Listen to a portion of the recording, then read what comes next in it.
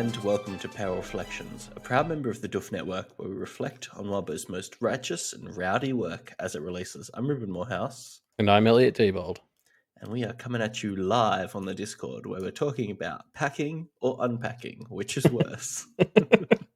The people who think packing is easier are confounding me. Yeah.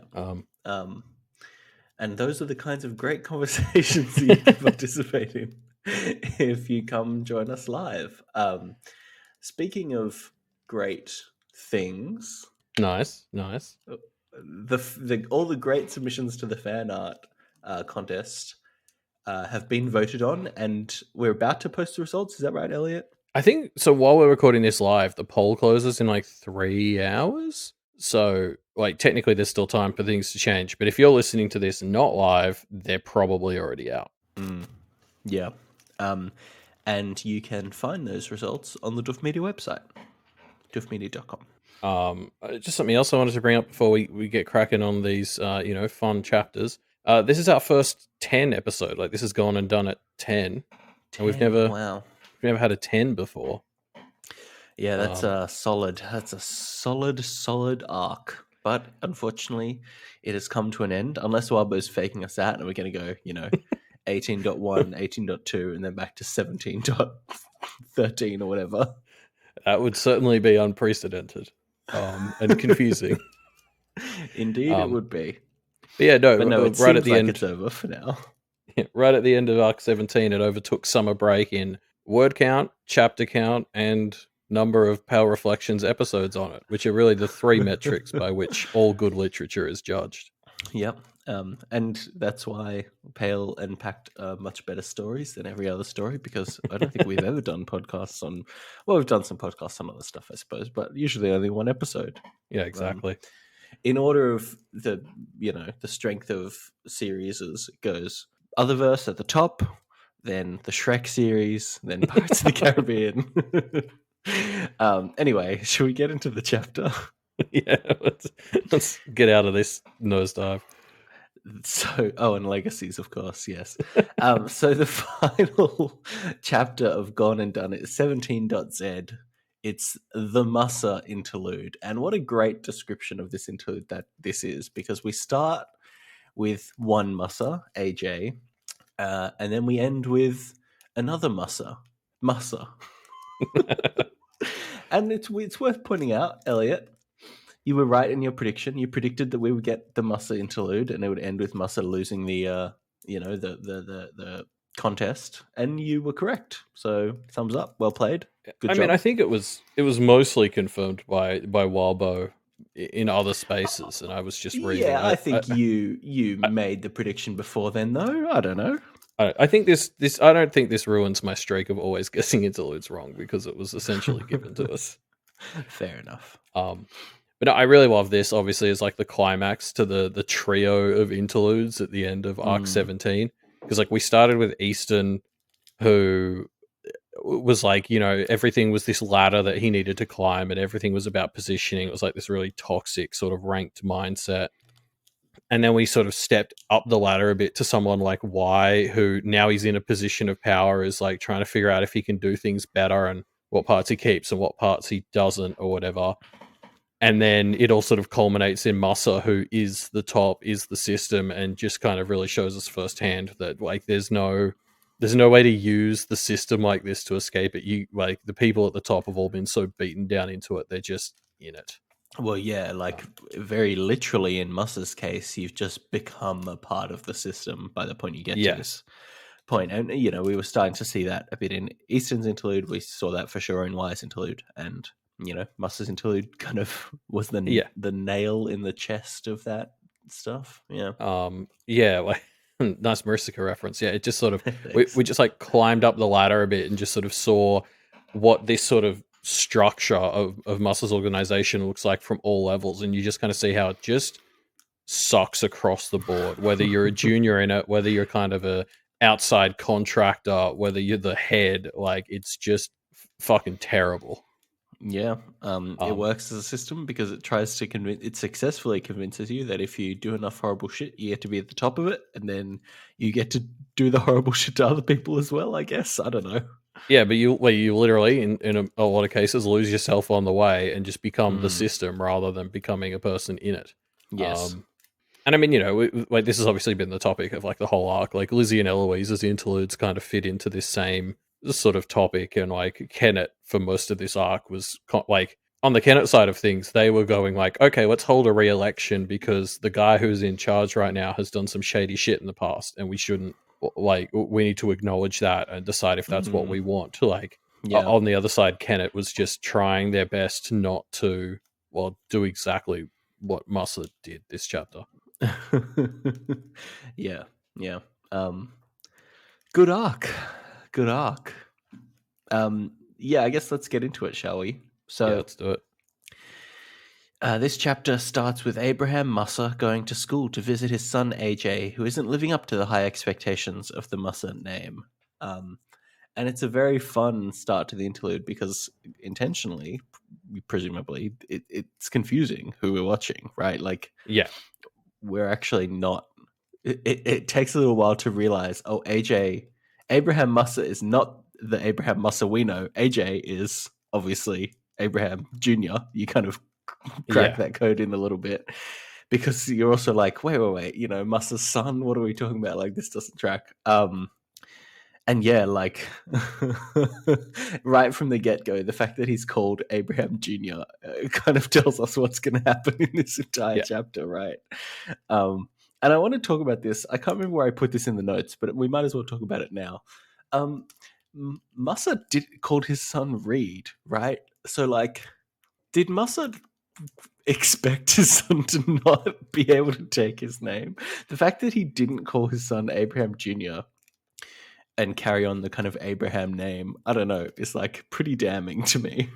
Yeah, because when I was first reading this, I knew Reed had a brother who already, fell off the wagon, so So to maybe speak. that brother is AJ. No, because I looked it up, and as the chat is saying right now, that guy's name was Donovan. So Oh, I see. unless there are other brothers we haven't heard about, I don't know. Like, I guess I don't know if the Abraham Junior thing, like, because I suppose if that was like a common thing, wouldn't he be like Yeah. Abraham the Third or whatever? Yeah, Like, you're right. I had We a don't friend. know for sure, do we? Yeah, I had a friend at school who was Clive the Fifth, I think. Oh, that's hardcore. I love that. Yeah. But yeah, like, it's just interesting to me. Didn't continue that idea, and then maybe because of that, or because of the ramifications of the symptoms of that, Reed does not end up taking the Musa name fully. Yeah, I definitely think there's an angle of as as dead as AJ was by the time he becomes Masa, like at the end of this interlude. There's evidence that like this fleeting ghost of AJ inside that body still occasionally surfaces, Comes and I out, wonder if yeah. this was one of those things. Like he didn't I think he hated his dad in a lot of ways, and maybe he didn't want to repeat that aspect of like giving the name. Even though really, I don't think he ended up doing much better. No, it's Like, basically the exact same, right? yeah. One other thing I want to call out is something that I loved talking about, the confusion of who we're watching at the start. There was a comment in the Discord you've pulled out. Maybe it was Typel. I'm not sure, but I tried to look for it before and I couldn't find it. But anyway, saying like you can't tell which Musa you're at the start, and then by the end, it's clear that it doesn't really matter. This is the Musa interlude. It's not the AJ interlude, right? And I just love that. I think that's so clever. Yeah, because like as you touched on, there's that like aha moment when you realize that his name's AJ and that's short for Abraham Jr. Mm-hmm. And you're like, oh, okay, I thought that was our Musa, but this one's our Yeah. Musa. But yeah, like that's the whole point. It's this fucking cycle, and yeah, it's such a clever writing choice because that's the thing. Like the whole point of this interlude is teaching us that it doesn't fucking matter. They're all not people anymore. They're all just musses. And it's Yes. so clever. Yes. Yeah, it's good shit. And wait, it's Oh worth wait, pointing out no, actually. I wasn't going to mention it because I didn't realize you had tweeted it yet. But the meme that you posted on our Twitter this morning, Elliot, is very relevant. Where Yeah. Musa is the latest in a long line of avatars. Musa is effectively the Aang of this story. Yeah, the last Airbender Yeah. trying to conquer the. I mean, does that make Charles the Fire Nation? Anyway, sorry, this doesn't warrant this level of. Um, yeah, I think like the other thing that's really worth bringing up, like on this topic, is Megafire's like latest essay. Um, because like they were talking a lot about the Musser family specifically, and there's like this great paragraph where Mega talks about how like the Mussers aren't really people anymore; they're reduced to just being Musser and blah blah. And like if you read it with this chapter in mind, it reads as borderline prophetic. Like it's I wouldn't even say borderline. I think it's just fully prophecy. But like I think this is the thing, right? Because like it's a testament not just to like how clicked into what was happening Megafire is, but also just like it's this classic otherverse ism of like you know the metaphor sort of always was like the Mossers aren't individuals; they ground down into just being Mosser, and so in the other verse, eventually, yeah, we learn that that takes the form of like there's a literal ritual that they do that does that. And like yeah, I guess I like you know that's what I love about the other verse is you kind of take this thing and like Megafire can identify it as sort of the system that's taking place, and then we just see it made manifest literally in the story, like the next chapter. Mm. Yeah, yeah. It's very well played by Megafire. Yeah. Oh, and well, I think it's a testament to Wildbow as well that Yes, true. like because I don't think Mega was saying that this literally happens in the story. I think Mega was just saying this is sort of how it functionally works, and then it's like then we were that is how like yeah I think it's yeah both of them. Yeah. Um, Yeah, I and guess then Wappo should get some credit too. and then like the I just wanted to talk as well about like the name AJ. I really Mm. love how we're introduced to Abe as AJ because like you know names like that like CJ or AJ or whatever like they're very kiddie. Like, I think Abraham uses the term juvenile later. Like it is a very like Mm. endearing little kid name, and I think that really helps sell like the difference between AJ and Abraham is substantial. Like it's just a really clever name choice by Walbo again to sort of really set him up as this is the human young like one you could have hope for version of Masa. Yes. Yeah. It's so clearly different from Musa as we know him now because it is different. Literally Yeah, different. but he could have been like Abe or something, and that just like that doesn't ring as like as a character that I'm meant to like as someone like AJ. Like AJ just sounds Mm. young and fun in a way, even Abe doesn't. Yes, for sure. Yeah. Um, yeah, I love how instantly we get the vibe of this school. Like I love the line when Abraham Senior, I guess, is like walking through the corridors, and Abraham Junior notices that like half the kids are sort of laughing at him, and the other half are like stone faced, and those are the ones that hurt even more because the kids who have been trained to maintain neutral expressions, they're the ones from important families. Mm. Anyway, that's just a really like cool detail that like I love, but also I think it does such a good job of quickly establishing how prestigious this sort of like you know Uber BHI is. That like even a Musser is looking around and thinking, "Oh shit, these guys are important." Like very quickly, I was like, "Oh god, like this is an upper echelon like school." Yeah, you know what this makes me think? It really makes me think, God, Alexander was so right in making the Yeah, BHI. Like, he's just so purely correct in that this school is fucked. And the BHI, even though it is still has some problems, obviously, it's like so much of a step forward. Alexander was so interesting because I think he was so like on the money in a lot of big picture stuff, but it was really on a personal level that he was a fucking monster. Like, Mm. because Alexander, he just always, yeah, he wanted people to collaborate, to like be better, to raise everyone up. It was just then on an individual level, he caused strife. He would usually raise up the people who were closer to him a lot more than like others. Yeah, I miss Alexander. Yeah, He I was mean, like, I'd pick him over close to being good. Massa, that's for sure. Yeah, and Bristow. Yeah. Yeah. Um, although I thought it was funny. This very prestigious you know practitioner boarding school has gone co-ed. So like, Mm. it's like one of those examples where you know there's they're not totally shut out from progress. It's just this is that like incremental bullshit Anthem's talking about, where it's like fucking glacial, but it Yes, is there. very slow. Yeah. Yeah, Like, true. I mean, the school I went to went co-ed 5 years ago, so like that's behind this otherverse school, you know. So like, That's pretty grim. yeah, basically. Yeah. Although it's not across the board. There's that one line that kind of comes out of nowhere where the headmaster is like, Mm. "Oh, we keep Timothy and AJ together because we group students by background. Timothy's a great pairing with AJ. We have two Indian boys and we place them in the same room for the same reason." It's just like apropos of nothing. This dude just Yeah, like what? drops like with this weird racist line. It's like, come on, man. Like, just Yeah, yeah. it's the horribleness can't help from but seep out, huh? Yeah. Just after this sort of like gone co-ed, and you think, oh, this place is like slightly progressive. Then the headmaster just comes out and casually says stuff like that. I'm like, never mind. This is Yeah, still a bit nope. of a hellhole. Yeah. So yeah, in the present, Musa is auditing his familiars. The dog tags arrive and challenge him to a fight. Musa is fighting, but with his team, kind of gains the upper hand without too much trouble. Yeah, I So well played, Musa. there was a moment where, like, I intellectually I knew there was no way they were There's no gonna way they're win. gonna win. Yeah. But I let myself get like as I was reading it, they seemed to be going well for bits, and I was like, maybe they'll do something, and then they didn't. It was like I don't know what I expected, but Mm. like there's no way this chapter would have been like, and then Musa got killed by the dog tags. And then Horseman killed Musa. The end.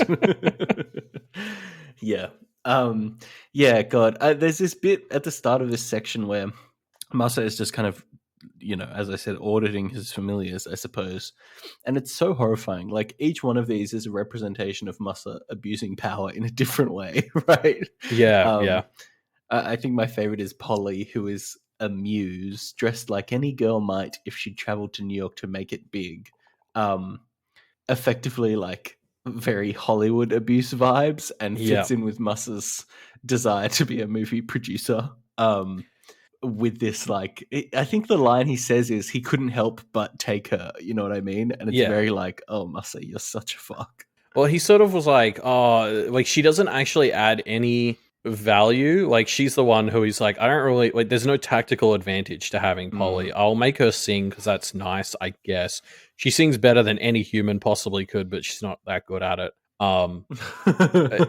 Like he gives this whole vibe of he's like, yeah, I don't really like. She adds nothing. I don't know why I took her. It was kind of a silly whim when I was younger, and it's like this is one of those moments where I'm like, oh, that little ghost of Yeah, there's a AJ bit is in there, flittering yeah. around in there. Yeah. But, it's like just because there's a bit of AJ in him doesn't mean that bit of AJ isn't also fucked. No, well, it kind of seems. I guess I'm jumping ahead in the notes a bit, but there's a bit later on where he's considering like blasting himself away, and he's like, "Oh, the only piece I'll keep is the part that enjoyed going to the movies." And it kind of seems like that it might have been where we ended up. Like Buster loves talking about movies, and he takes on someone like Polly, and that's kind of really the only part of AJ that's bouncing around in there. Yeah. Which isn't a person so much as an affinity for movies. But yeah, no, the familiar descriptions are like gross, like you're right. Like each one there's this real focus on like this is the one thing they do and provide for me. Like, oh, they can do all these things, but Etrigan is just he makes the furniture nice. And Athena is some superhuman woman, so I guess I'll let her fight for me sometimes. Like he surrounds himself with all these super capable people and then just like boxes them into a niche.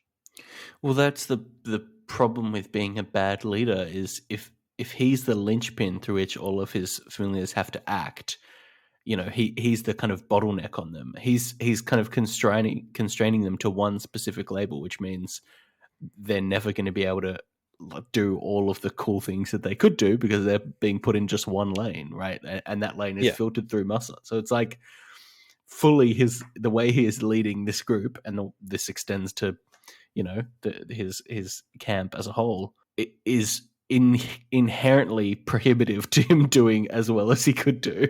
Yeah, exactly. Like, if we got a round 2 of the Kennet others versus the Mossa familiars, like that's the sort of thing I could see making the difference. Is he really kind of hamstrings them on what their roles are, Yeah. which I think plays to their weaknesses. That said, we do learn finally, I think, the name of like Ren, Leo, Todd, Roy, and how that name How that rearranges works. as they Yeah. do. Which is like, because Very I read it fun. the first time and I was like, oh, that's 4 names. This must be this guy. And then the names moved the other time after he took the original. I was like, fuck, that's so good. It's very clever. Yeah, very fun. Very fun type of other. Oh, and sorry, something else I did notice here. Aside from his familiars, I've noticed, particularly in this chapter, it comes up.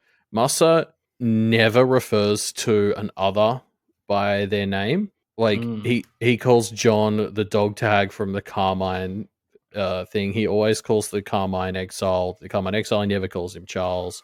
The one time he uses an other's name is when he refers to Horseman by name, and he has to like shuffle through the tags to Still look remember for the which one it name, was. yeah.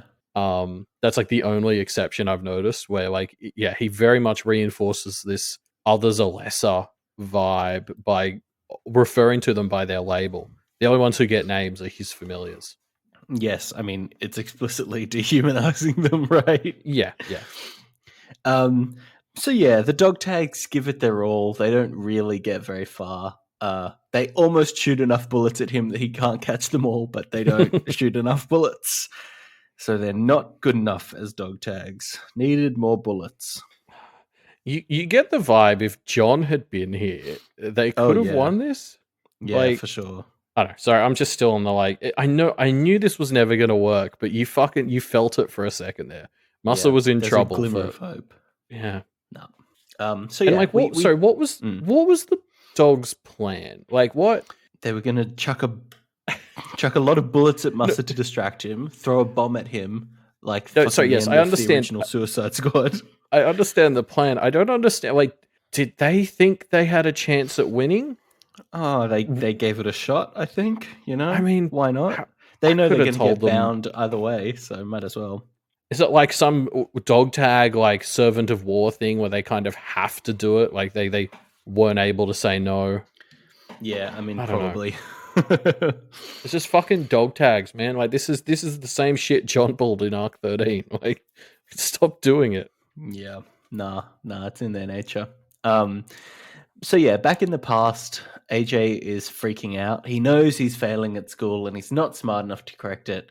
He's going to fail, but he has a friend, and this friend tries to comfort and help him very kindly, and we'll see how that works out for him. Yeah, Timothy's such just a great guy. I mean, he's a crow. Yeah, I know. They're the protagonists of this story. I tell you what, though, my big takeaway from this section is like this was a good reminder of why I'm not going back to uni. That fucking like being awake at 3 a.m. before exams with the shakes. I loved the thing about like having an empty bladder, but also feeling like you need to piss. I was like reading that. I was like, oh god, yeah, it's been years since I felt like that. I'm never going back to uni. Never again. Yeah. God, yeah. There's this moment where Timothy goes to help him, and it's just like there's this brief bit of, oh, Massa almost could have some humanity if not for his surname, like it's so close. And the thing that really twists the knife for me is that Timothy is helping him with an alchemy textbook, which means he's digging his own grave in a very grim way. And this is also that part where AJ starts thinking about like breaking apart himself to only keep the little bits, which kind of feels like it's the same kind of idea that would lead to stealing those bits from other people. Like he's already starting to think of like breaking selves apart and taking bits. Like, this is probably the thought that led to the thought of taking it from Tim. So like, you're right. On the second read, this whole section is sort of clearly laying the seeds for what he does in the next one. Yeah. Yeah.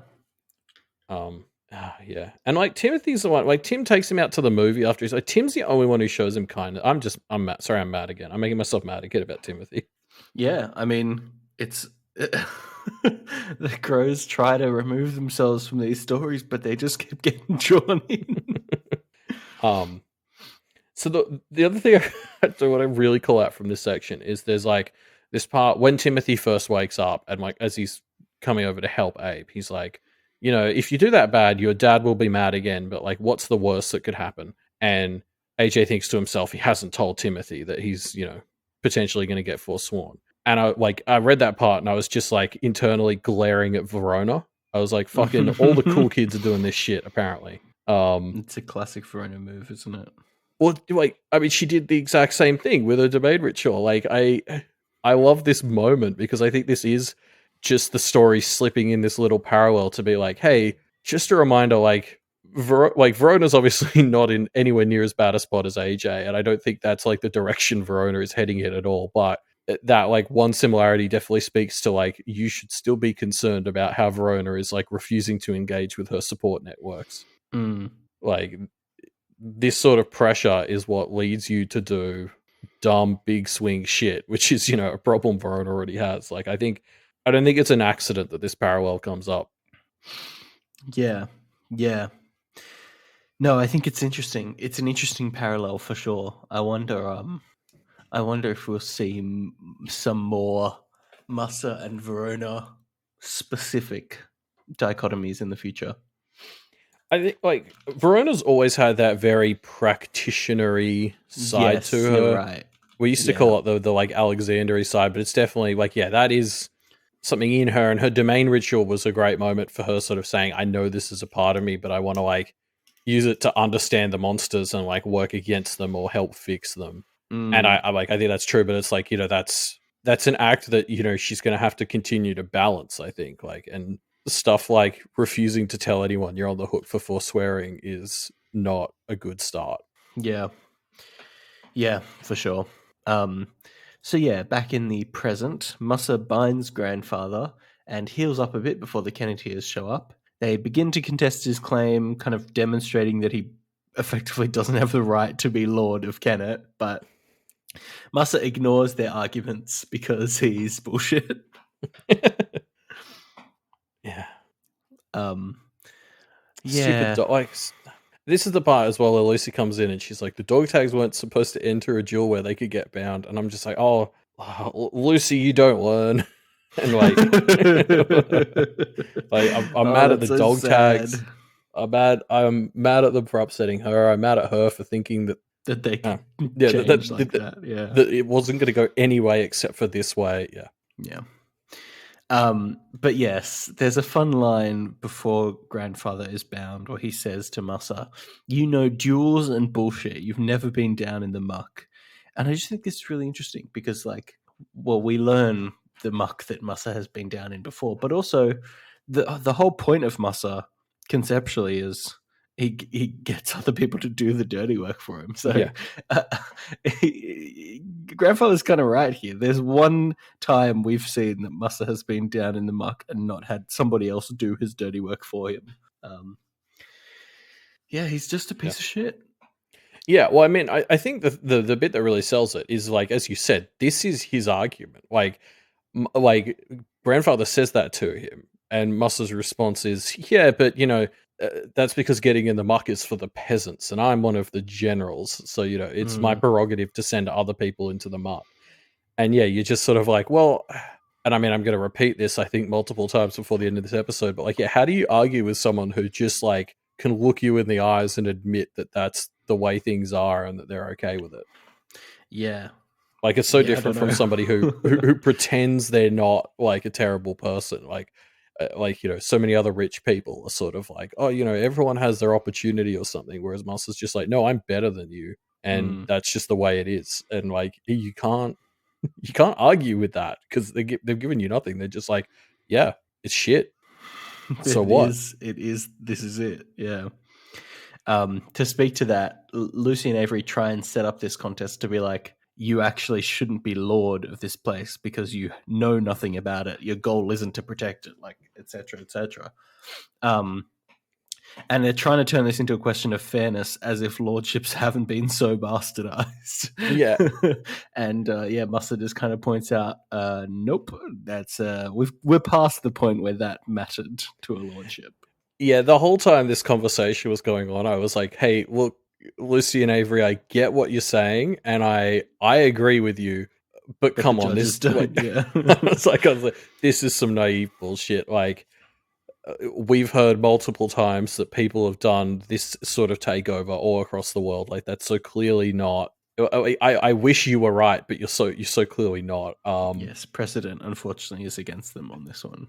I do think though, I constantly keep coming back to, particularly when Lucy's making arguments like this. There was that thing, and this is like one of the first few arcs where Miss was telling Lucy about karma, and she had that line where it was like, if you're consistent on your interpretation of karma and what is right and fair all the time, like the spirits will start to respect it, at least when you're involved. Mm. So, like, maybe this is me reaching, but I think that there's a degree of like importance or victory in the sense that Lucy will get up and continue to like state this sort of stuff, and like this is, if this is the sort of thing where, because they don't get an outright win here, but if Lucy's constantly challenging lordships and saying this sort of stuff is important, this sort of stuff is fair, I think like the way karma works is that starts to apply more, at least where she's concerned. Mm. And this ties into her whole like cursing and fairness stuff that we were talking about when she fought those practitioners with the wall building angel thing. Like, it's not for nothing that Lucy is constantly making this sort of stand, and that's the one little victory I'm trying to pull out of this.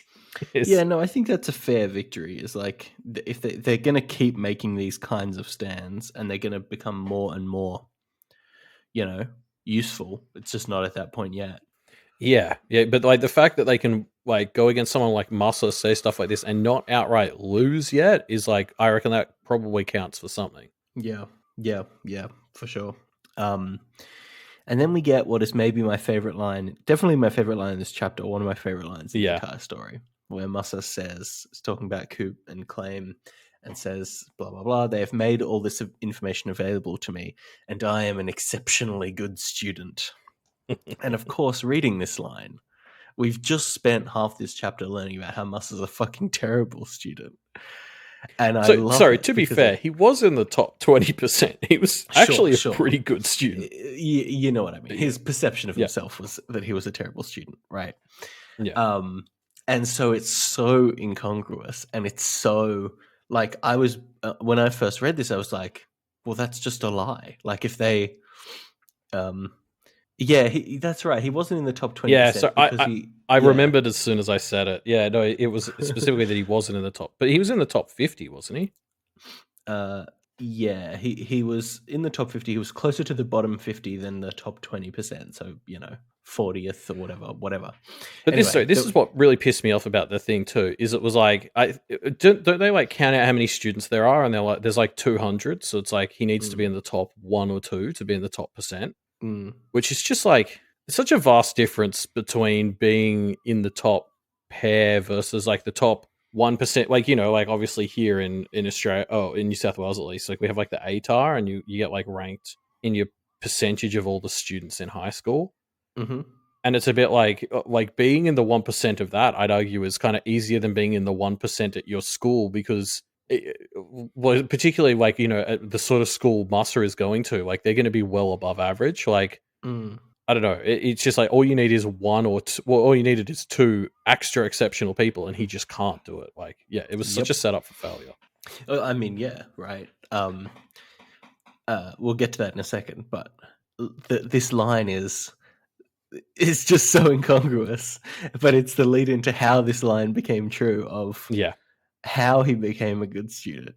And so, the next section is us learning how Massa became a good student. And hint, it wasn't hard work. I mean, like, the thing about the setup of the school is you can't win. I think probably intentionally, you can't be in the best percentile by just being a good student. You have to be the type of practitioner that cheats effectively. I don't know. Timothy was one of those people, apparently, and he was doing it, Yeah, but you can't compare him to the Crows. The Crows are god tier. Yeah, but they're the best characters in the story. I mean, the Crows are interesting, though, because we also haven't seen any indication that they help with anything. Like, you know what I mean? Like, don't get me wrong, I'd pick the Crows over any other established practitioner family we've seen, but also, like, they do seem very much to just be happy to be nice and friendly and like hands off, which is like someone like Bill Gates who like could use his money. Like he uses his money for a bunch of good stuff, but he could use even more of it to like help the problems in the US or something. Like it's just like that's sort of the vibe they give me. Yeah, that's fair enough. The Crows are the best. Like I don't, they're nice, but also I think like they're in a position where they could do more. They could do more. Anyway, but yeah, as you said, like I do love that line that leads into like the exceptionally good student line is such a great lead into watching AJ just like help Timothy as he's literally shitting his brains out. Yep. And what a twisted reveal it is. Like, and it's so perfect because it's so Musser, right? It is a Musser taking what they do not deserve, right? Like that's what makes Musser Musser. Yeah. But it's also in so many ways disgusting, right? Like this is a disgusting moment. And it's just so pure in its expression of how villainous the Musser modus operandi is. Yeah, as like AJ thinks to himself as he's doing it, there are like better, cleaner ways to do it, but like he doesn't have the time right now, and so he's going to do it the dirty way rather than, I mean, get forsworn. Yeah. Like, it's a sort of thing where, as you're reading this, part of me was like, honestly, I wouldn't even be surprised if this was like the sort of thing Abraham Senior was pushing him to do. I don't think Abraham Senior would see AJ doing this as a failure state. I kind of think this is the sort of thing he wanted. He'd prefer AJ to do something like this or alter himself in some other way to make himself the student rather than fail. Oh yeah, for sure. Like this is definitely the kind of thing that Musser Senior, I guess is the right name for him, had in mind. And it's just like because especially at this stage, I feel sorry for AJ too. Like obviously he's done a bad thing here, but like he's an 11-year-old kid. Yes, and he had forswearing being held over him, and like we'll touch on Lovett, I guess, in a sec. But like like there's this utilitarian argument to be made for like Timothy dying after a few hours of suffering is like a better outcome than Musser being forsworn. So it's like, well, I don't know about that. Well, I suppose once you add up what Musser's done, no, but you know what I mean. Like, I guess if you're an 11-year-old and it's like the prospect is like this, because swearing is meant to be worse than death. So it's like if it's like you suffer a fate worse than death or you kill your friend, like it's just. I can see why an 11-year-old is going to make the call that AJ did, and like this is what it's about. Is like his dad put him in a position where he had to do something like this. Yeah, I don't know. There was a post on this I think on the Reddit about whether forswearing is worse than death. So I would push back on that utilitarian argument. But regardless, like So of course I can feel sympathy for young AJ, but even so, I think we've been explicitly told it's worse than death multiple times, though. Like I haven't seen that Reddit post that you're talking about, but like I'm pretty sure that the story has explicitly told us that people would rather die than get forsworn. Yeah, but then we also have characters like Seth, right, who are forsworn and haven't. But they're considered like super lucky forsworn because they've got protection from someone else. AJ was not going to get that from anyone. Sure, I think I think a toxic practitioner considers forswearing worse than death. I don't think that's necessarily true. I would argue that. I disagree. I think that it's just like as a blanket rule. I think it's worse than death. I don't know. I think people like Charles and Seth are really the exceptions, and even them are like, yeah. But like if you were going to be, what would you pick, Elliot? What would you pick, forswearing or death? Death. But then that's I think incorrect in the sense that people who are forsworn, do they just kill themselves? No, I think that's just a general rule. I think the universe prevents them from like being able to do it. I don't know about that. I don't know about that. That feels incorrect to me in the sense that, like, from what we've seen of how the universe treats Charles or Seth, right? Like, given yes, they have support systems that a lot of Forsworn people don't have. I don't know. Like, the universe doesn't seem to be so actively against them killing themselves. Yeah, I don't know. I would definitely pick death over forswearing for sure. Yeah. Okay. I don't know. I disagree. I think. I'm struggling to have this argument without getting into packed spoilers as well. Sure, that's fair enough. Like this is a topic where I think I really want to pull from everything. So yeah, maybe another time, maybe another time. Okay. Anywho, side note. Fuck Massa, I guess, is the theme. Yeah. I mean, like again, this is one of those things, right? Where like, so AJ made this choice rather than get forsworn or whatever, but hasn't brought any of that empathy. Like, I'm thinking of like, the fact with Charles, right? Like, he was just such a shit to Charles about being forsworn and all that, and it's like just that complete lack of like, remembering that was the spot he was almost in. And like, I remember when Avery, like in the common thread, when Avery almost got bound by those others, and her thought was, shit, that was awful, better make sure I don't do that to someone. Like, AJ almost got forsworn, and by the time he's turned into Massa, he's thinking, fuck, look at this weakling who managed to get forsworn. What a chump. He didn't even do a murder of his best friend. Yeah. Like, I'm just putting it out there. Charles, better person than Massa. Well, I think that's true. I do think that's true. I mean, and we should talk about, like, so obviously his teacher, like, Lovett, finds out from AJ what he did and lets him get away with it. And I can't really fault Lovett for this. I think, I don't know. I can see why Lovett like made the decisions he did, but also obviously it was wrong in the end. But like, I guess extracting an oath out of an 11-year-old is a shitty thing to do, and it's kind of like, this has all happened because Lovett was a better person than Abraham Senior. Well, I think this is the kind of stuff that is explicitly, bred in this school, right? Like, so I'm not agree. Sympathetic to Lovett, because I think Lovett is maybe unintentionally, but a cog in a machine that makes more heartless practitioners. I genuinely, I think that at a school like this, the Crow type families are probably more common than the Mussa types.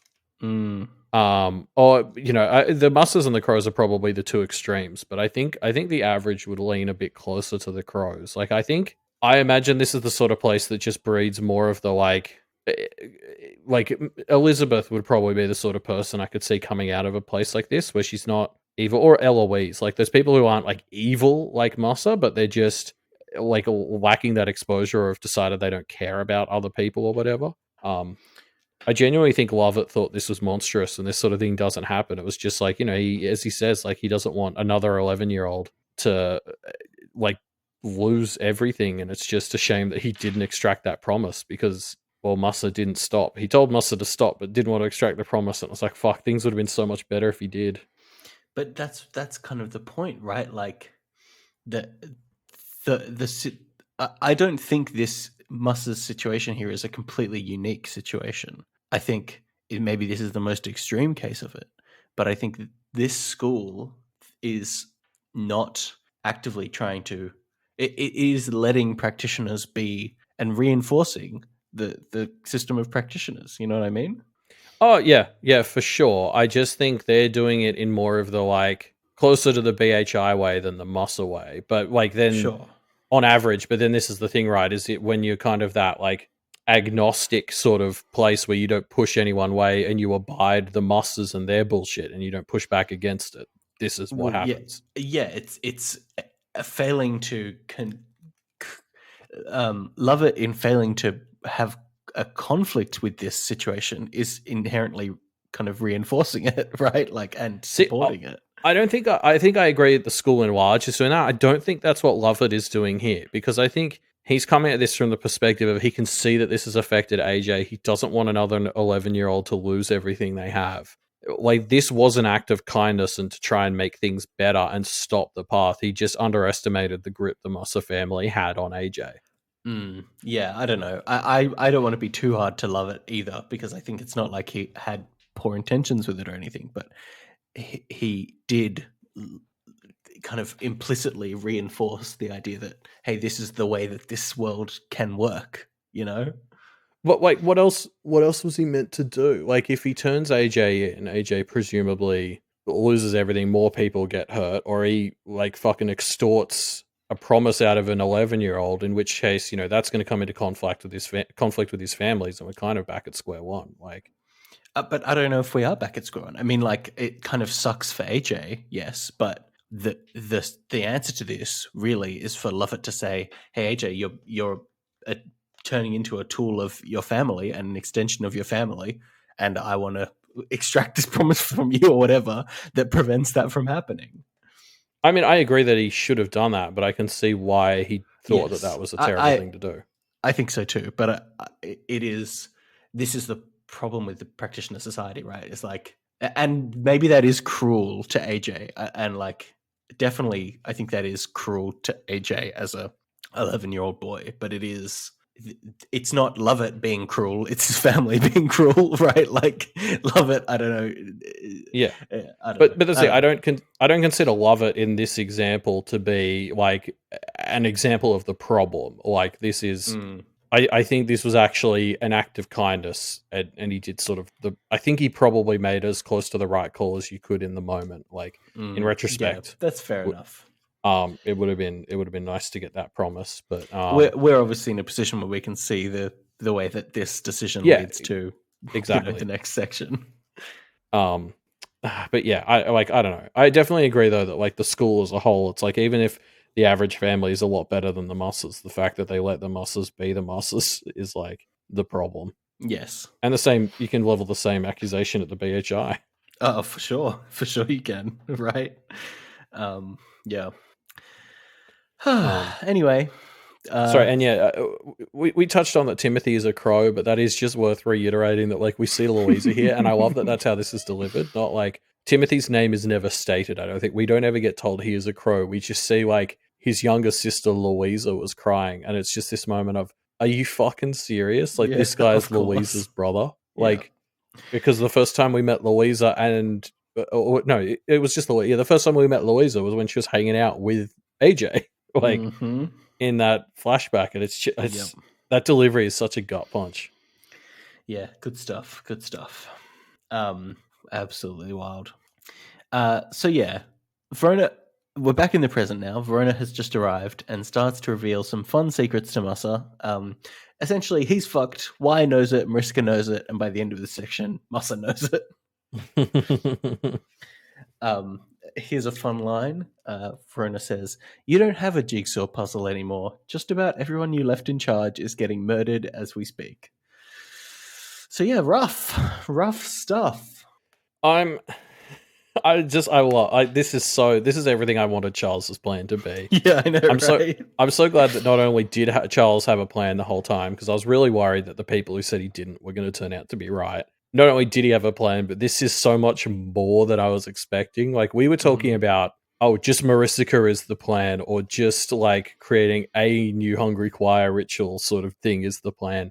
I really didn't anticipate that he had the level of power to just fucking turn it into the fucking Wild West across the entire region. Yep. This is so much bigger than I thought he was capable of, and it's so perfect. It's fucking wild. It's a perfectly Charles plan in every way. I'm so excited for this.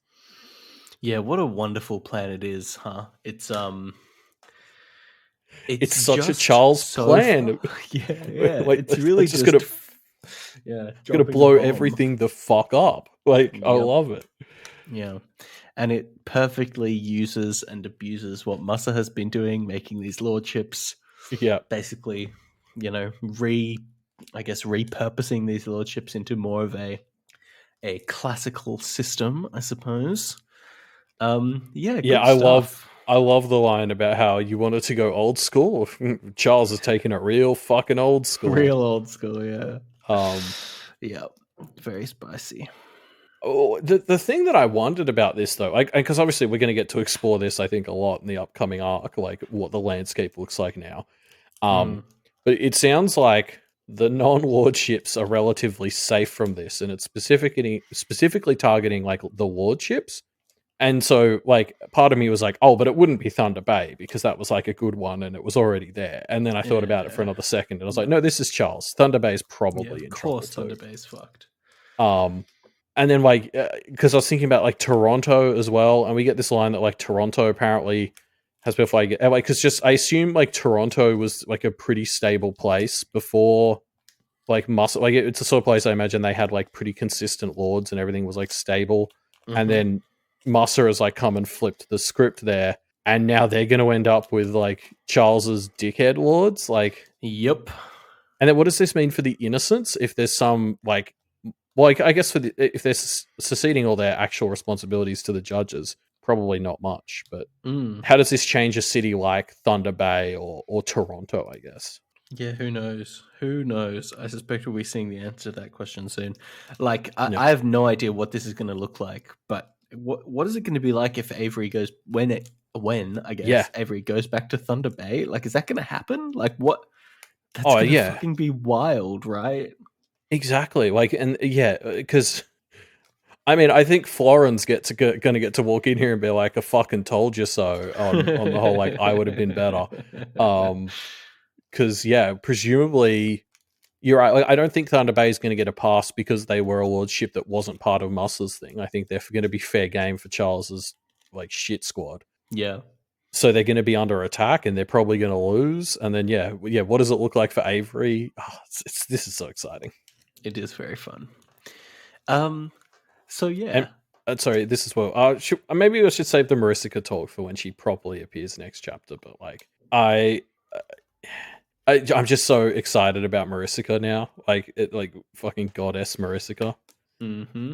Like, especially I want to. She seems like she's actually sticking around now because she's kind of invulnerable, and I can't wait to get her impressions on how she's doing now that she's a goddess. Because, like, if you go back to the culprits map to the Kenneteers thing, like Charles is like right now, he's done his violent overthrow. He's getting his like sadistic justice. This is like the worst case violent Lucy from the early story. Mm. And then Marcy's left her feyness behind. She's now this kick-ass goddess soaked in blood, blah, blah, blah. Like, this is sort of an early story Verona, like, dream end goal sort of thing. Yeah. I'm worried this means Edith is probably going to gain some ground on Matt to match the other two. Hope not. Please, God, no. But like, yeah, like the comparisons between the culprits and the Kenneteers are about to get a lot more interesting because at least two of the three of them have kind of achieved the worst sorts of versions of the goals that the Kenneteers had at the start. And I can't wait to see how Lucy feels about what Charles has done, how Verona feels about what Marcy's done. Yeah, it's great. Woo! Yeah. So yeah, some fun stuff being set up for the next arc, that's for sure. But yes, Musser thinks back and remembers when he took the family name. And one of my favorite bits about this is when his dad is talking to him about, oh, you swore oaths to me about school and you held to them, and he thinks Timothy. You swore oaths to me about business and you held to them, and he thinks Kalish, Henderson, Yellowstone. Mm-hmm. And these are all like, it's such a great moment of like, hey, we saw one horrifying scene from Musser, but of course, that's just one part of a patchwork quilt of fucked shit that he's done. It's such an efficient little like line to just be like, oh, okay, he was already a serial killer by this point. Yes. He was already so fucked. And then, so this is the moment where we get the whole, he is Musser, he's not Abraham anymore. He gets all the spirits dumped in him. Yeah. And like we've touched on this a bit, but you just got to point out there were a few women in there, which is the whole like this is that whole fucking like patriarchal, hypocritical bullshit of like he says someone like Raquel can never be the heir because she's a woman, but it's like there are women in there. This is the same with like there's been plenty of queens of England and stuff. Like people love to say, oh, a woman couldn't be in charge of being a Musa or whatever. It's like, no, there were a Yeah, bunch, there were. clearly. Like, Yeah. what are you talking about? Yeah. Yeah. Fuck. Oh, Musa. And yeah, so AJ dies and Musa remains, I guess. Yeah, there's this moment where his dad sort of says to him, you might, like, if your self is strong, you'll hold on to it or something. And I just Mm. remember reading that and thinking, like, oh, AJ's self is like AJ's self was long gone by this point. Like, if he's been doing similar but presumably cleaner versions of what he did to Timothy like multiple times, I think AJ's self was already pretty knackered by the time the rest of the Musses hopped in. Mm. Yep. Yeah, AJ was pretty much already gone. Yeah, as Keith Wasabi points Yeah, out in chat, he calls himself Abraham before the Avatar spirit gets pushed into him. You know. yeah, you're right. It's a great point. Like, that is symbolic of the fact that AJ's already gone. Yeah. And yeah, I mean, I think, yeah, I just want to say, I remember copping flack from a lot of people and you, like in Arc 13, because I kept saying we needed to focus more on how Massa was trapped in his own way in the system. Mm. And everyone kept saying, no, we just need to like stop him. But it was like, we're about to get to the point where Marcy stops him by throwing these old words back in his face. And it was just so, like, I think this is the thing, right? Is like, this was always Moss's backstory. And this is the key to, I think, understanding him to kill him. And I Mm. love that we're finally getting this as it sort of all comes crumbling down. Yeah. Good call. Good call. I still think fuck sympathy for Massa. Kill him, get him. No, you're right though. Understanding him is obviously important here, as Marcy proves. Yeah. Actually, and sorry, it's worth pointing out there was a noticeable difference in the way Abraham Senior is described Yes. when he takes the spirits out of him and like starts to put them in AJ. Like, there's these Well, moments where he notices yeah. his dad slouching. His dad asks him if he was able to hold on to himself, and there was concern in his voice. And so it kind of sounds like, when all of the Musa spirits left Abraham Senior and went into Abraham Junior, Abraham Senior came back to life a bit. Yes, for sure. And I think that's interesting because we've seen these spirits not be in Abraham Jr., like Musa, at points in this story, like when he gave them to Reed, and we didn't notice a fucking difference at all. Like, I feel like this confirms that AJ was more dead than Abraham Sr. Yeah. Because when our Musa gave Reed the book, he was just the same. Like, he's just an automaton at this point. There was no difference for him. Yeah, it's pretty clear that he hasn't held onto his self, right? There's not enough of No, a self in there. he's going to be as empty when he passes the spirits onto his successor as he is now. Whereas, Yup. like, you get the impression someone like Abraham Senior comes up from it a bit, and it's like, oh, okay, I'm more of a human now. Yeah. Should we talk about his success? Like, who is Musa's successor going to be? Is it really? I really suspect Musa is going to not be able to pass on these spirits. He's either going to die or something's going to happen to end this, bloodline. I mean, we can hope. I think there are plenty of other cousins. Yeah, I don't know. Like, it's spoilers for Legend of Korra, I suppose. But I think that something similar is going to happen. That's the best case scenario for Musa by the end of this story. Yeah, I don't know. I guess we'll see. But like, in terms of, if he comes out of the other side of this on top or whatever, I think he's still got time to groom his next replacement. Like, he'll find someone, off chance it's Raquel, but more realistically, it's one of the male cousins or something. Yeah, yeah. But yeah, I mean, this really, like, retroactively, this makes Reed's moment of telling all of his ancestors to go fuck themselves as he like let John kill him, even more badass. Yeah. Reed's a champ for sure. So yeah, this chapter ends with Marissa not being able to help but twisting the knife a little bit more, echoing those words that he heard from his father long, long ago, and challenging his manhood, I guess. Yeah, Musa got hit with the old worthy opponents The sort of old line. worthy opponents trick. A classic. This is definitely what that invoked for me. I read it and I was like, oh, that's a right up there path to victory sort of crushing line. And I mean, it's so good because it's like it's such a fun thing to challenge Musa with, because it's like saying to him, prove to me you can back down, is like this fun thing of like he can't give up claims, like he kind of needs to take them. That's his whole Yep, thing. that's his whole deal. And so challenging the fact that he can't is such a fun like way to catch out their bullshit. I love it. Yeah. And I guess we can just go straight into what happens next. Yeah. Because, unlike when we were reading this chapter for the first time, we didn't have to wait a few days to get into 18.1, Wild Abandon. We're in Lucy's head. Lucy and Sorry, Musa... what a fun arc name. It's good, isn't it? It's right up there with Gone and Done It for just immediately establishing, oh, this is going to be crazy.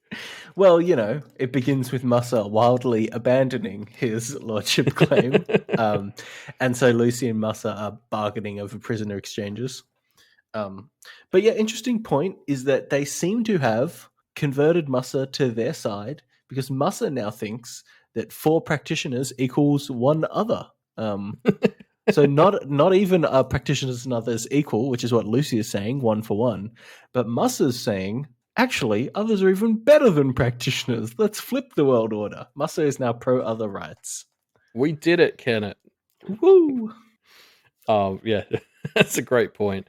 Unfortunately, I don't think that's bled through to the rest of his no, thinking, unfortunately not. No. It just goes to show Lucy's stance is consistent. She has consistent morals. Practitioners and others, 1 to 1.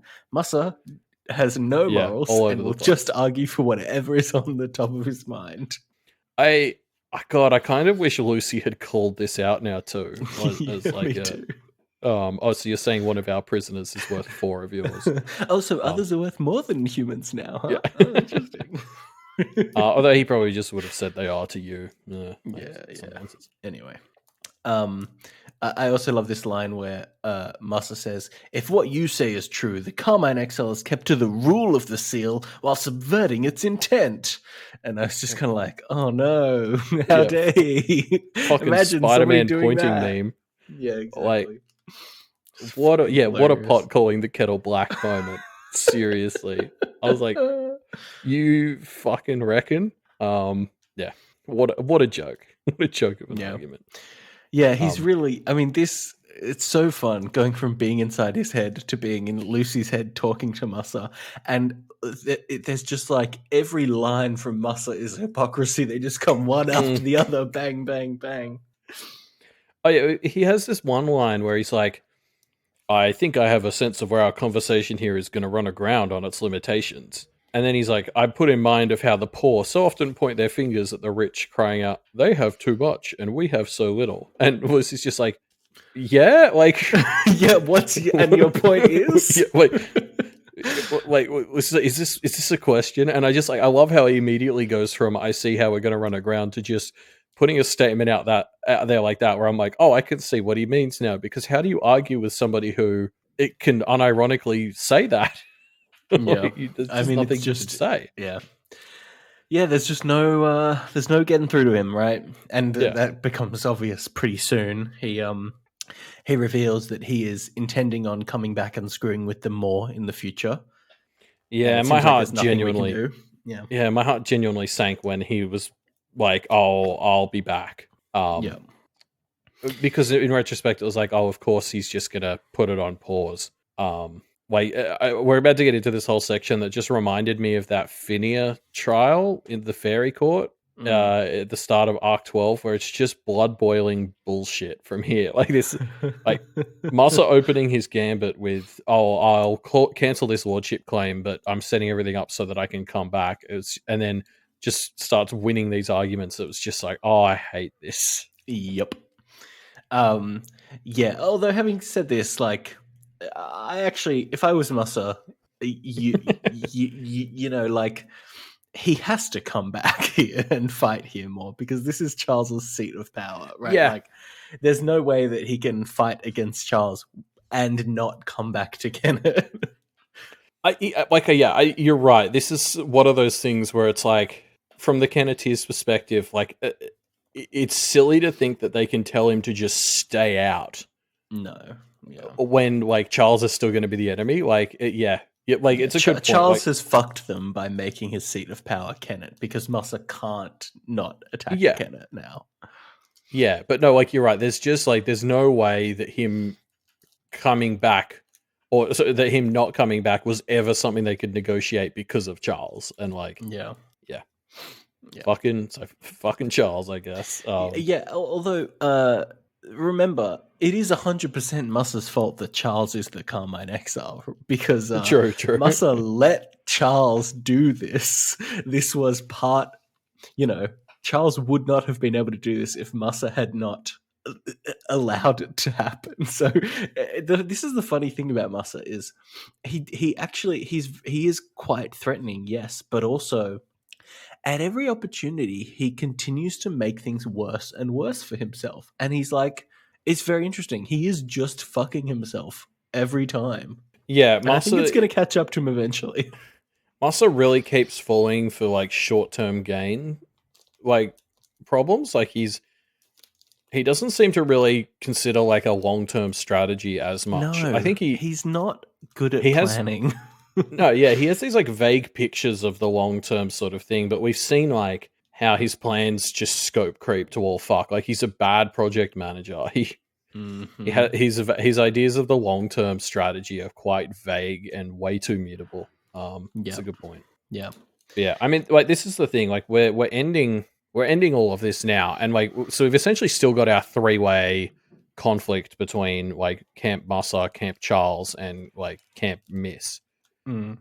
And like none of the big picture stuff has really shifted it. Like this whole conflict has essentially boiled down to, I guess, like you'd call it a win for Charles more than anyone else. But like, Yeah, it feels like it's Mussa's faction has been fucked a bit, but Charles yeah. and the Kenneteers are doing all right. I mean, Kennet got there, Kennet found, but they've lost a lot. Like Miss getting shot and getting a lot of the rules hemmed in. Like it's not Yeah. a great victory. No, you're right. But like this is the thing, right? In terms of like getting Massa to agree not to come back, there's no way they can do that without explicitly, I think, teaming up with him against Charles. Yeah. Which is something that, like, I remember we saw Avery consider doing that in like arcs 14 or 15. Avery Yeah. thought to herself, was Massa and his group someone worth reaching out to fight Charles? And I think depending on how wild the abandon of Ontario is at the moment, that might be on the cards again. Yeah, we'll have to see. Yeah. Yeah, like Who knows? it's going to be really interesting because I don't see a way the Kenneteers can really properly work with either camp in a way that doesn't ultimately screw them over, because then they'll be the weaker of the two that are left. I really think there's I guess we'll get to this a bit later. I'm jumping ahead a bit, but I really think it seems like this arc we're going to have, 60 or so practitioners still stuck in Kennet for a bit Yeah. longer. And and this is going to be effectively like when the family man's refugees were in Kennet. I think we're going to have a bit of a similar situation happening in the next few chapters. And I think that will give them the opportunity to see what the Kenneteers and Kennet are like and be like, oh shit, this is way better than being on Must's team. And I'm hopeful we're going to get a bit of turncoating here. That would be nice. But as Lucy and Verona discuss at the end of this chapter, like, there's a long way to go with quite a few of them. Yes, yeah, for sure. Worth calling out this moment where Mussa argues from 21 days of gainsaying to 3, which is pure bullshit. He's kind of just like, I'm right, listen to me. Yeah. And he's like, here's some precedent. The judge is like, well, by this precedent, blah, blah, blah, it's going to be 21 days. Mussa's like, no, 3 days. And they're like, okay. It's so fucking annoying. Mussa's argument essentially boils down to, nah, I say this. And it's blood boiling. This is that Phineas trial moment. Yep. I do love, though, how this part really just leans into being very openly like not even illegal. I don't want to use the term metaphor because that implies that there's more distance from reality than it is. But he's specifically quoting precedents by the name of the case. Like Yeah. it's just straight up like the judges are a sort of higher court, and he's just quoting precedent. Like it's just yeah. Yeah. Anyway, like it really leans into that in a way that's so aggravating because this is what it can be like reading about those cases. Yeah. But yeah, so Musa goes to rally his forces, and Lucy goes to quickly check in with Jazz. Yeah, and this is where we get a really good look at Marisica's new visual description. And I just want to say, why is there no fan art of this yet? I want my blood-soaked Marcy fan art, please. Yeah, it's fun moment. She's a fun villain, isn't she? Fae villains are just so fun. And she's like, so it's like, I can't wait to see her in action. Like we already talked about, like, you know, how the whole like Verona parallel stuff of seeing her in action, but what, you know, she can apparently beat Musa single-handedly now. Practically, what does that look like? Is she? Because I think gods sort of have domains. Like I'm trying to like Metaphaios sort of like had things he was kind of a god of. Like does Marisica have certain things that she like aligns with and is kind of the god of? Like there's so much we don't know about how she like works now. Yeah. Like just mechanically, we can't even. I'm trying to theory craft about it. I'm just like, who even knows what the fuck? Yeah, I don't know anywhere near enough about gods to sort of know how to draw from soaked in blood stuff to what that translates to in god powers. Like Tashlet is like 3 generations removed from some sort of sea monster related god or something, and so she heals people. Like I don't know. There's like I just can't wait to see it. Wizard of Retcon's bringing up like this might compare to Miss, where Marisica is like her divinity might still be getting locked in. Yeah, I can't. Yeah, I can't. I just can't wait to mechanically see what Marisica means now. Yeah, for sure. We get this fun moment where Verona fucks with Musa a bit, puts him on some safe ground for 30 seconds or whatever, and gets this little victory over him and makes him gainsaid while he's still in Kennet. Almost feels like his familiars will attack, but they don't. Annoyingly, frustratingly.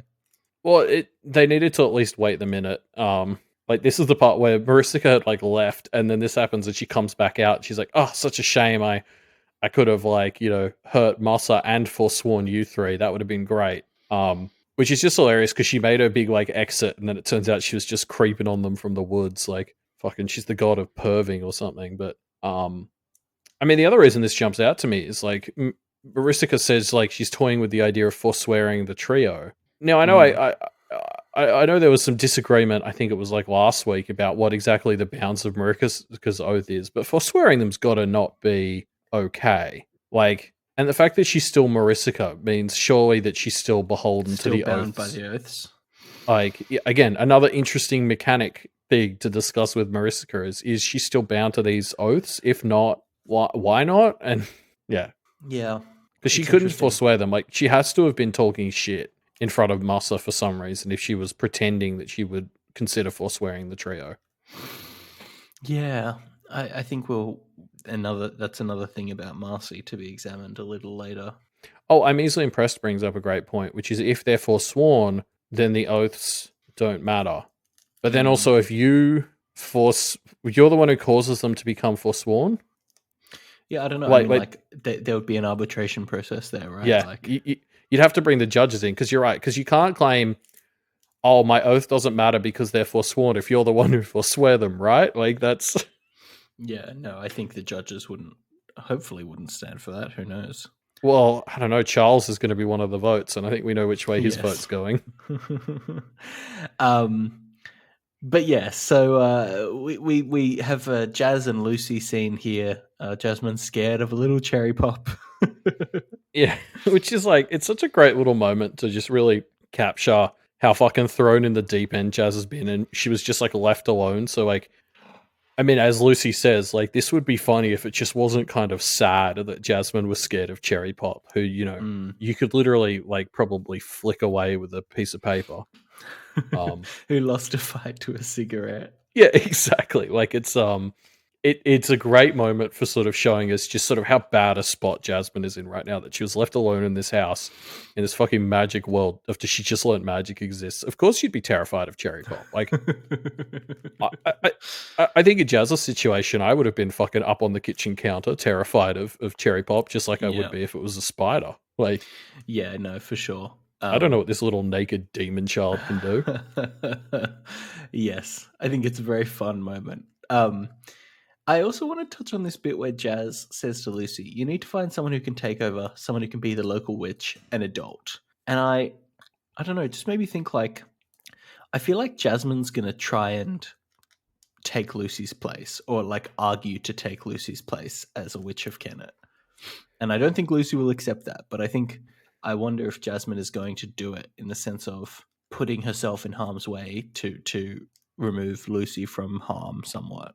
Yeah, at the risk of repeating what I said in the conversation yesterday for our reflecting episode, Mm, I I have to agree. There's no way that Jasmine doesn't at least make a pitch for getting awoken, and that's like a conversation that she has to have with Lucy and the others. Um, yeah. 'Cause, like Ellingson women and taking responsibility on their shoulders, you're gonna have to stop them. Yeah. Um, It'll be a fun conversation. yeah, I agree because I think I don't want her to replace Lucy, but honestly, I would have a real hard time Love to arguing have her on against her team, yeah. joining the team, right? Yeah, like if we can convince her to come additively, yeah, hard to say no to that. Jasmine would be pretty kick ass, and I think serving alongside Louise as a kind of council-ish member, she'd be a Yeah. pretty strong person to have. Even if she's aware, put her next to Louise for sure. Like, anyway, yeah. Yeah. I can't wait to see how Jasmine grows into this world. Yeah, I think this will be fun conversations. Speaking of fun conversations, Lucia reminds us, gotta have a chat about Rook. Yeah, I love how she specifically says Kenneth needs to have a serious talk both with and about Rook. And I was like, oh, thank Mm-hmm. fuck. Someone's finally thinking this. Yeah. Also, can we talk about the Turtle Queen while we're there? What do we? Because the Yeah, Turtle Queen true. is Rook's like recruit as well. So if we start to worry about Rook, the Turtle Queen instantly becomes a Kenneth focused problem. Yeah. Yeah, that conversation with Rook is going to be a fun one because if I was Rook, I would point to the fact that Musa hasn't taken over the town and say, "You're welcome." Yeah, I mean, this is the thing. It's like Rook is now basically sitting closer to this side. Like the Kennett Council now has Edith and Rook essentially operating under Charles, Team Charles, I guess. Mm-hmm. I don't think it's completely out of the cards that Mariska asks for her thing back. Remember, she didn't get kicked out. She got Her council seat. Yeah. yeah. She has to basically come in and convince them to let her join back on, which it's definitely not out of the realm of possibility that she fucking pulls that off. Mm-hmm. So yeah, like the Kennett Council really is starting to have a decent number of important votes on Charles's side, and Rook is kind of turning into one of them. Yeah, I And mean, that's so fun. on the topic of Mariska, like, it's interesting because she, from our perspective as the audience, she's achieved what she set out to achieve, right? Like, it seems like she's fulfilled her goal of changing what she is. Oh, I think because part of it was that she needed to be safe from the wild hunt Yes. too. And as long as she's still Mariska and is so tied to her original Fae identity, I don't know that she's hit that criteria. Like, I don't know that she's strong enough to avoid any wild hunt that comes to get her. I guess I don't know how powerful you'd have to be in that position and not always have to look over your shoulder. So I think she's still kind of got to create enough chaos that she can shed the ties to her current identity completely. Yeah, I suppose you're right. I guess I would say she's at least closer to her plan now than she was before, and Yeah. possibly the best way for her plan to succeed is for Kenneth to do well, right? Like, Well, I but actually wonder Kenneth, whether. Kenneth or Charles is Kenneth. Well, that's true, I suppose. I don't know. Like, I wonder whether she may now be more aligned with Kenneth, with the Kennetiers specifically than we suspect. I don't know. No, I think like more and more chaos serves her ends better. So I think Mm, like shit like what Charles is pulling is a lot closer to mm, the direction she wants things to go in. yeah, Um, yeah, fair enough. I don't know. I mean, yeah, I guess we'll see. But definitely the vibe I got is that really for her, the next stage is cutting ties to her old identity of Marisica, which in part presumably involves like a lot of the Kennet people, for whatever reason, not remembering or knowing about her or something, or like, dying. Mm, Um, yeah, you're right. Like, tying into the whole, like, how does this connect to Verona wanting to ditch her humanity? Like, where Marisica's at in her journey is going to be fascinating. yeah, I'm curious how much more she needs if we'll find out the answer to that question soon. I don't know. Yeah. I guess the only real way to know the answer to that question is for the Wild Hunt to come for her and for us to see what happens. Yeah, I mean, yeah, I guess I'll say like there's so many, so many great questions about the build up of Kennet moving into it. Like, I know I'm jumping a little bit ahead in the notes here, but like this arc is essentially. Oh, at the end of this chapter, we get established that we've essentially got 3 days of peace, quote unquote, here in Kennet, Yeah.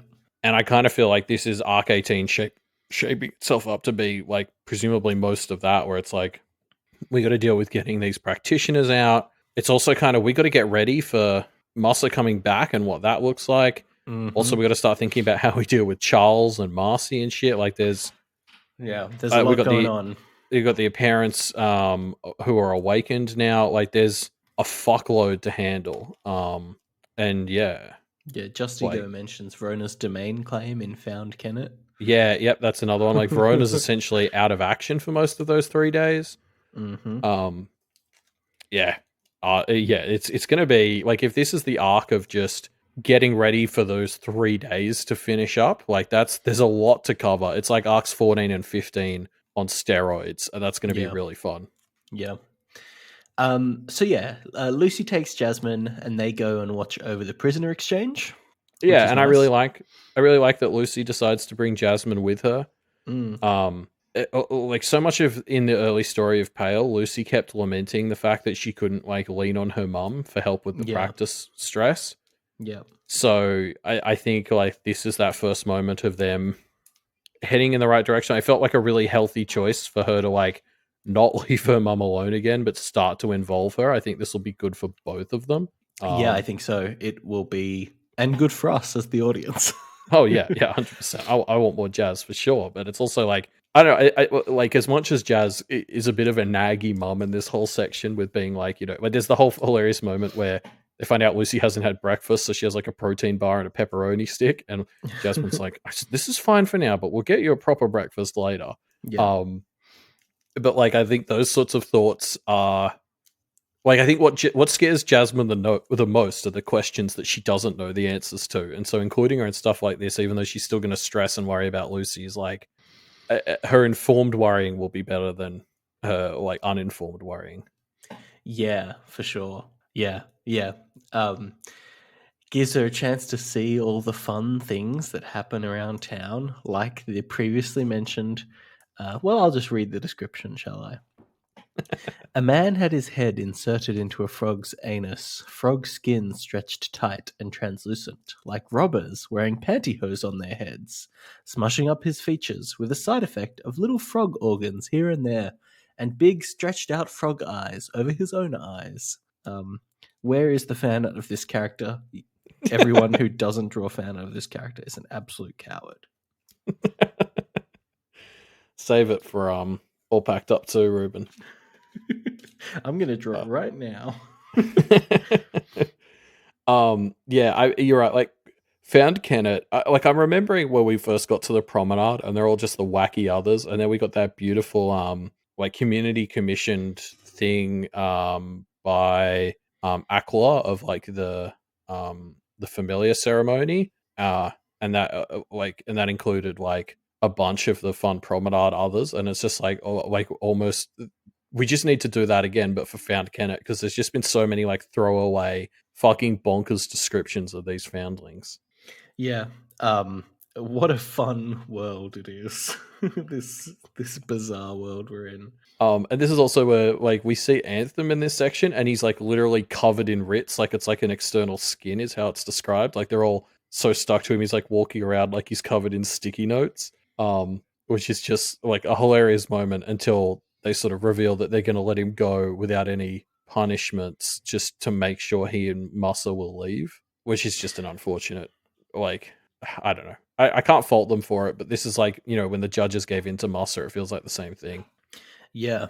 Yeah, I don't know. What can they do, you know? It's better to get him Exactly. out of town, Yeah. I suppose. Yeah, I agree. Like, better he goes than he doesn't, but it sucks that he's going to go punishment free after trying to kill her. Yeah. Oh, worth calling out from this section too. So Muscle lists the 10 people he's freeing, and a lot of them kind of make sense, like Anthem and Grayson. You're like, yep, yep, yep. But he takes a Sonjate and a Cavender, Yeah. and Lucy thinks to herself, it's pretty obvious that these 10 people are his inner circle now. Sonjate and Cavender are a surprise, and I was thinking, fuck, this is the world that Eastern wanted. Like, Charles, you absolute fucking numpty. You've elevated the Sonjates and the Cavenders exactly like people like Eastern wanted. Like, yep. Charles has created the world that Eastern wanted. This is just Charles, you fucking dipshit. Yeah. Well played, Charles. The Sonjates and the Cavenders just very much became 6 out of 10 at least, I think. Yeah. Yeah. And so, yeah, I mean, like, partially I think that's because Musa is worried about what the optics of who he picks are going to be. And so I think he's picking some families just to kind of keep them happy. And that kind of plays into what we were talking about before of, I suspect there's going to be a bit of, hopefully some turncoating here, and we'll have to see. The other option is, of course, Charles as a obvious threat might push people more towards Musa as they rally together against like this new world order, but we'll have to see.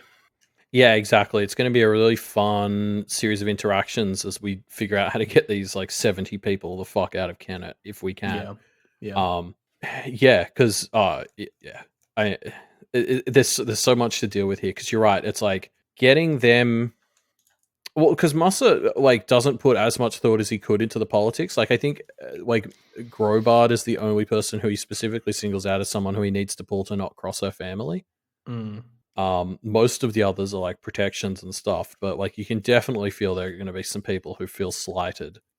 But whether this amounts to actually fighting Cavender, back, or how many other people are going to just fall back into what they were doing, which is like, you know, those people like that lady who had the things shoot at Verona and miss, where that's like the people who are like not super pro Musa, but they're not going to fight against him, particularly in a world where Charles has done this to the rest of Ontario.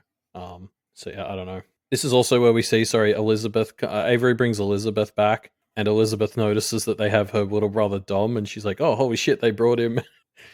And it was just like, we might have at least one recruit. Yeah, I think she's hopefully starting to get it. We'll see. Yeah, I think this might. I hope this has finally sealed the deal for Elizabeth, and all of these very close moments she's had. This will culminate in her being like, "Oh, I get it now." Yeah, I hope.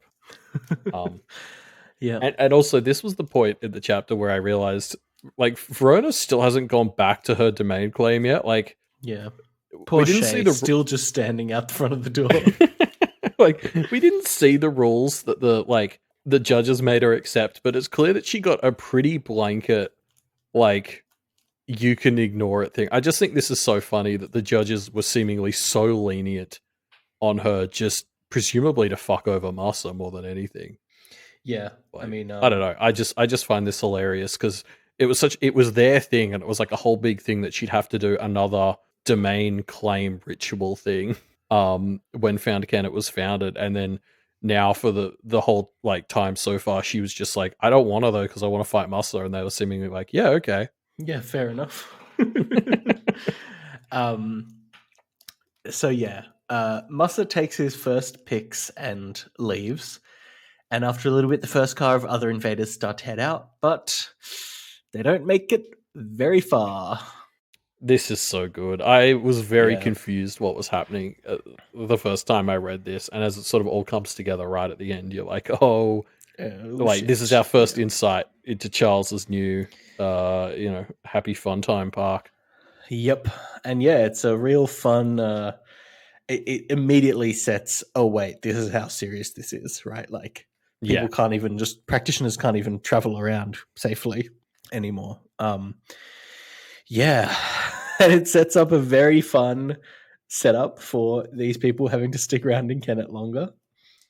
yeah, and especially because Massa took all of the biggest, heaviest hitters with him already. Like the thing for getting these people out is just that, like the sorts of people who can survive in this violent post-apocalyptic other hellscape Charles has seemingly made are mostly with Massa. Like, Yep. how do you get the family of the Driscolls out? Yeah. So that's fun. I kind of want to touch on.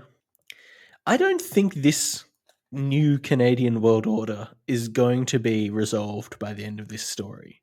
Is my theory here. I think this is too big for to resolve neatly in this story. And what that means is we know that there's another otherverse story that Walbo is kind of cooking in his brain at the moment. I think that's the setting for this next story, right? Is like a world that has reverted to pre-seal stuff. Yeah, I don't know if I'm as on board with like nothing of this being resolved, but I think you're right. I think ever since the lordship stuff started and we weren't that the lordships were definitely irreversible, Mm. it's very much felt like okay, this is a story that isn't going to like end with and then Kenneth lived happily ever after No. and was able to begin their process of slowly fixing the world. Like I think where we're going to get to is, Charles, Marcy, and Mussa resolved, right? Somehow. yeah. But I don't think. I think these big, powerful others are here to stay for this story, at least. Oh, even if they aren't, like again, just the lordship shakeup has kind of left us in a realm where I don't see that being something we could fix in Pale. So Mm. it has to be like what a story that is set here later will still be grappling with the results of what Musser has done in this story, like Yeah, absolutely, yeah. and what So I think Charles has that'll be done. a. I look forward to Yeah, reading that story as well. I guess. But that's the end of our chapters for this week. But yeah. it's not the end of our show because we have more show. We're going to visit some predictions first. Pale predictions left by the community on what's going to happen next in our Pale Predictor form, which you can find linked in the show notes down below. Yep. So I've pulled out a prediction from Megafire, who, as we Mm-hmm. mentioned earlier in the episode, is obviously Is rating Nostradamus. the prediction high right now. Yep. I think Megafire wrote this one after their essay, so this is also prophecy. Their prediction was just that Massa will kill Verona, but then she will be resurrected via some of the methods that have been hinted at throughout the story. Mm. Now, to be fair to Mega, they did make this prediction before 17.Z came out. Yeah. So I don't 100% know if they're still riding this train, but No, it's now it's still been going to happen, I immortalized. believe. So they have to stick to it now. Yep. Honestly, I'm still riding our theory from a while ago that Verona might end up forsworn. I Like, really think Verona getting forsworn is a great way for this yeah. story to go. So I'm hoping that Megafire is wrong in only so far as that it's forswearing rather than death, which I suppose we had that whole argument before about how different those are. But like, essentially, I'd lump those two predictions like right next to each other and just sort of what I think they would mean for a lot of stuff. So I find myself kind of hoping that Megafire is right. Yeah, yeah, fair enough. I put out a prediction from Lapsed Classicist, who I put out just because they agree with me that Jasmine will have, well, they say an epilogue where she decides to awaken to step up and lift some of the girls' burdens, but I think it's going to happen pre-epilogue. I think it's going to happen very soon. So I just kind of want to pull this one out because I think it's a great prediction, and in fact, it doesn't go far enough. I would be very surprised if we haven't at least had a conversation about Awakening with Jazz by the end of this arc. Yeah, Shit will for sure. have to have gone down for that not to have come up by the end of arc 18. She can replace Verona when Verona gets Forsworn. Combine all these into one prediction. But of course, we also have to visit the discussion question answers, Elliot. We were running a discussion question about was Awakening the Kenneteers as the others the right call, or could they have done it better? Effectively, how correct is Jasmine that they should have done something else? General sentiment, I think, is that Miss did as well as she could, really. Yeah, I feel like the general sentiment, and one that I would agree with, is that essentially it's not perfect, but it's as good as you can get in this world. Yeah. I think I liked. So Beard of Valor wrote quite a long response. Yeah. A lot of details of like the way that people are used in this story, and talking about like the way Bristow used people a lot, and Musser as well, obviously. Yeah, and then But the like how thing, Kennett was better because it was a more virtuous kind of yes, collaboration. Like Bristow used people, Muscle like pits them against each other or incentivizes them. And Kennett, they do things for each other just because they think it's the right thing to do and it's good.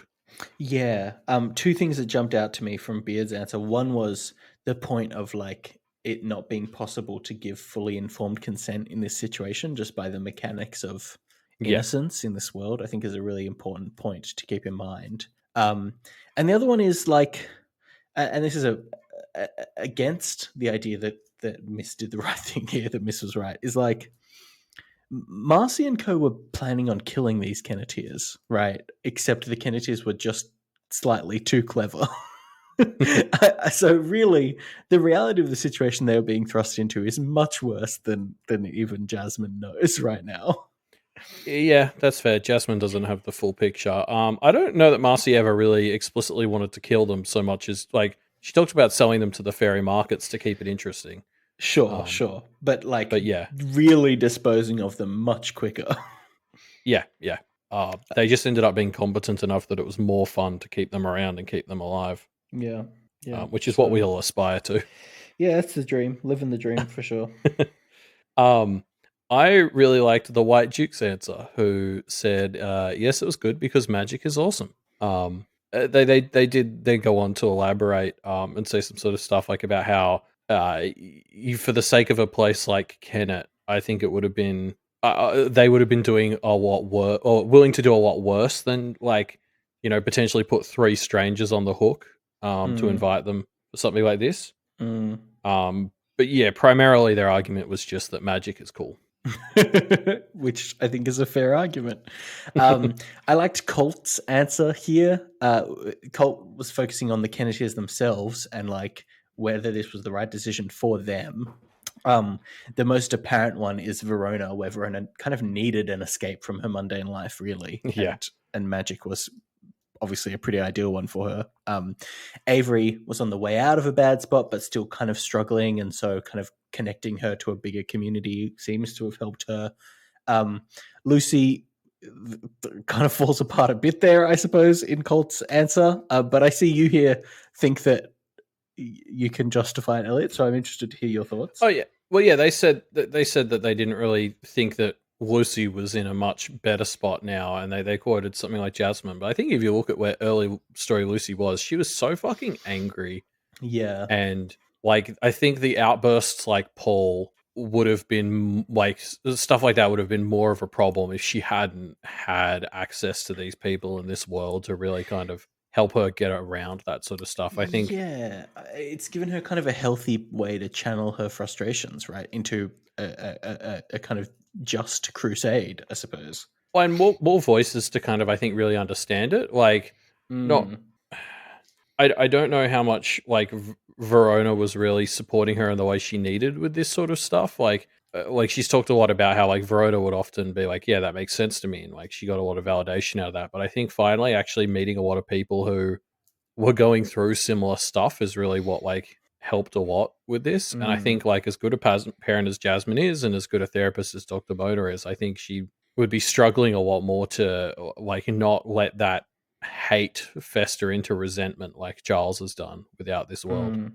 Yeah, yeah. I think so too. I think that tracks to me. Um, We also Landis. got. Oh, You go. I was going to say Landis 963 makes a good point that it's pretty hard to determine whether awakening the Kenteers was the right thing because effectively so quickly the situation kept changing and has continued to change. I don't think Miss predicted all of this stuff when she awakened the No. Kenneteers. So it's kind of, and maybe that's a failing of Miss for not realizing that things are going to escalate and evolve in at least unknown and unknowable ways.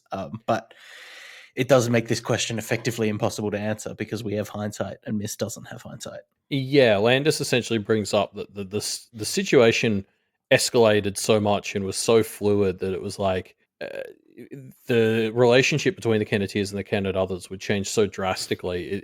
It's like for most of the time they've been awakened, their presence and their relationships have been entirely divorced from the original idea behind awakening them. Mm, So they're not sure how much it really matters. Which mm, like I actually really like that sort of line of thought. yeah, yeah. Um, Wonder Bitch 26 brought up like so they're a self confessed miss apologist. So Uh, I think we know where the answer will go. well, so they even still hedged their bet with maybe. Okay. But they really focused on like what Miss was trying to do, which was get people who wouldn't subjugate them, obviously, get people who would be underestimated by the culprits, and then also people who would help like support her agenda of creating like great practitioners and advertising her different way of doing practice. And so they sort of point out that considering Kennet has a relatively small pool of innocent people to choose from to try and awaken, the Kenneteers ended up being great fucking picks. Um, Mm, but they do think that, yeah, she kind of failed because she was like, she didn't anticipate them getting tangled in something big and dangerous like this so quickly. And that's maybe a bit of a failure on her part. Um, Specifically, they said that a bit like her favorite finder, she can be a ditz about some stuff and miss things. Um, so she did screw up in terms of not. Well, she missed some of the information that was in front of her about how much worse this might be able to get. mm. Yeah. Yeah. I think that kind of plays into something that I'm easily impressed said as well, which is like a lot of the Kennet others saw the Kenneteers really as effectively sacrifices, like not Yeah, even like this was just something that they would need to put up with for a little bit and they wouldn't really need to worry about them. Miss did see them as genuine candidates, but maybe it was a bit short-sighted of her to not see how a lot of the other Kennet others were looking at this situation. yeah. But I'm as impressed. Also, did talk about like how we shouldn't ignore the Kenneteers' opinions on this. Like, I really Yes. liked this angle, and it does sort of overlap with I think it was Colt's answer. Yes, Yeah. Colt. Um, Thinking about like the three Kenneteers would probably argue that awakening them was a good thing for themselves as well, and Mm, that should be a factor if we're considering how like this has gone at the end of the day. mm, Like yeah, Verona's obviously in a better spot. Avery's clearly in a better spot. I think Lucy definitely is too. So like it's a bit I think Emil Impress specifically said it was a bit reductive to just say they're the victims and not consider like how it's gone on their end for them. yeah. Um, Yeah. I think that's a fair point. And then, of course, I'm Miss Impressed also points out without Miss Awakening the Kenneteers, we wouldn't have Pale. So, therefore, it was a good decision. the ultimate argument. Yep. But yeah, thank you everyone for leaving your discussion question responses. It's always great to have a variety of different interesting points brought up. We have a new discussion question, which will be running for the next fortnight. And the discussion question is, drum roll, as follows. Which foundling or other character who got a one line description would you want to read a whole story about? What do you think that story would be? um, Yeah. So obviously we've gotten a bunch of great yes. like fucking wacky one Toad line descriptions. Toadhead person is obviously the one that we want to talk about. There was one whose face was detached somehow. I don't even remember. Anyway, yeah. Yeah. But yeah, you can leave your fan fiction in our discussion thread, which will be linked in the show notes down below. Yep. Don't forget to stop by our Twitter account where we post news about the episodes. Like that's when you'll find out when the reflecting episode's coming out, depending on it's a long one, so I don't know how quickly I'm gonna edit it. But the news on when it comes out will be there. Yep. If you want to check out all of the great shows on the Duff Media Network or the results to the fan art contest, you can do that by going to duffmedia.com. That's where everything cool is there. Just quickly, we're getting some messages in chat about like, hey, can we pick other one-line others from like the Promenade or something like that? You know what? I'm going to allow it. If you have a one-line other from a path or from whatever other part of the story, feel free to extrapolate out a fan fiction backstory for them. The question does say foundling or other character, so technically, yes, go nuts. Yeah.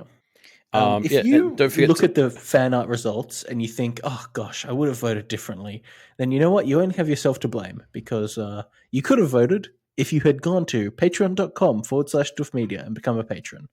Yes, and don't forget to stop by Wildbow's Patreon, patreon.com/Wildbow, or I don't know, he'll do what Charles did. He'll take your head and it's been a very frog. It's been a very long day. I couldn't come up with anything. Yeah. And with that, we'll see you next time, folks. Bye. See ya.